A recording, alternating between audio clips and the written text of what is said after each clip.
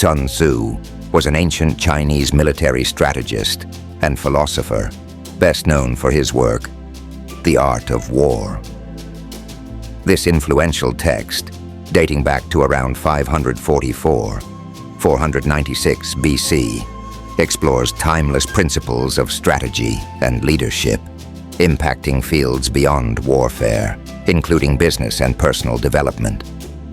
The quality of decision is like the well-timed swoop of a falcon, which enables it to strike and destroy its victim. The supreme art of war is to subdue the enemy without fighting. If you know the enemy and know yourself, you need not fear the result of 100 battles. Appear at points which the enemy must hasten to defend. March swiftly to the places where you are not expected. All warfare is based on deception. To fight and conquer in all your battles is not supreme excellence. Supreme excellence consists in breaking the enemy's resistance without fighting. He who knows when he can fight and when he cannot will be victorious. Know yourself, and you will win all battles. In the midst of chaos, there is also opportunity. The art of war teaches us to rely not on the likelihood of the enemy's not coming, but on our readiness to receive him. The skillful fighter puts himself into a position which makes defeat impossible. The good fighters of old first put themselves beyond the possibility of defeat and then waited for an opportunity of defeating the enemy. Treat your men as you would your own beloved sons, and they will follow you into the deepest valley. The general who advances without coveting fame and retreats without fearing disgrace, whose only thought is to protect his country and do good service for his sovereign, is the jewel of the kingdom. There is no instance of a nation benefiting from prolonged warfare. Engage people with what they expect. It is what they are able to discern and confirms their projections. It settles them into predictable patterns of response, occupying their minds while you wait for the extraordinary moment, that which they cannot anticipate. Victorious warriors win first, and then go to war, while defeated warriors go to war first, and then seek to win. To know your enemy, you must become your enemy. Be extremely subtle, even to the point of formlessness. Be extremely mysterious, even to the point of soundlessness. When strong, avoid them. If of high morale, depress them. Seem humble to fill them with conceit. If at ease, exhaust them. If united, separate them. Attack their weaknesses. Emerge to their surprise. Be swift as the wind, silent as the forest, fierce as fire, immovable as a mountain.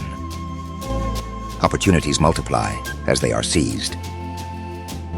Know the smallest things and the biggest things, the shallowest things and the deepest things. The greatest victory is that which requires no battle. The wise warrior avoids the battle. Confront them with annihilation, and they will then survive. Plunge them into a deadly situation, and they will then live. When people fall into danger, they are then able to strive for victory. Pretend inferiority and encourage his arrogance. In war, the way is to avoid what is strong and to strike at what is weak. The greatest victory is that which requires no battle. The opportunity to secure ourselves against defeat lies in our own hands, but the opportunity of defeating the enemy is provided by the enemy himself. Let your plans be dark and impenetrable as night, and when you move, fall like a thunderbolt. If your opponent is of choleric temper, seek to irritate him, pretend to be weak, that he may grow arrogant. To win 100 victories in 100 battles is not the acme of skill. To subdue the enemy without fighting is the acme of skill. The art of war is of vital importance to the state. It is a matter of life and death, a road either to safety or to ruin. To fight and conquer in all your battles is not supreme excellence. Supreme excellence consists in breaking the enemy's resistance without fighting. In war, the victorious strategist only seeks battle after the victory has been won, whereas he who is destined to defeat first fights and afterwards looks for victory. To see victory only when it is within the ken of the common herd is not the acme of excellence. Move swift as the wind and closely formed as the wood. Attack like the fire and be still as the mountain. When you surround an army, leave an outlet free. Do not press a desperate foe too hard. If your opponent is of a choleric temper, seek to irritate him. It is essential to seek out enemy agents who have come to conduct espionage against you and to bribe them to serve you. To secure ourselves against defeat lies in our own hands, but the opportunity of defeating the enemy is provided by the enemy himself. Thus, what is of supreme importance in war is to attack the enemy's strategy. If ignorant both of your enemy and yourself, you are certain to be in peril. The general who wins the battle makes many calculations in his temple before the battle is fought. The general who loses makes but few calculations beforehand. The enlightened ruler is heedful, and the good general full of caution. Hence the saying, if you know the enemy and you know yourself, your victory will not stand in doubt. If you know heaven and you know earth, you may make your victory complete.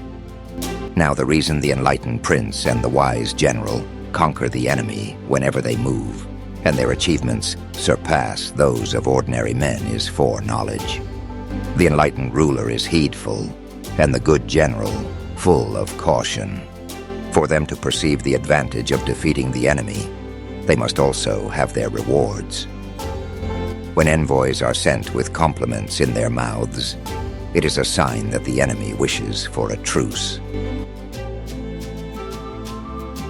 Sun Tzu's timeless wisdom continues to inspire leaders and strategists worldwide, transcending generations with its profound insights into strategy, leadership, and success.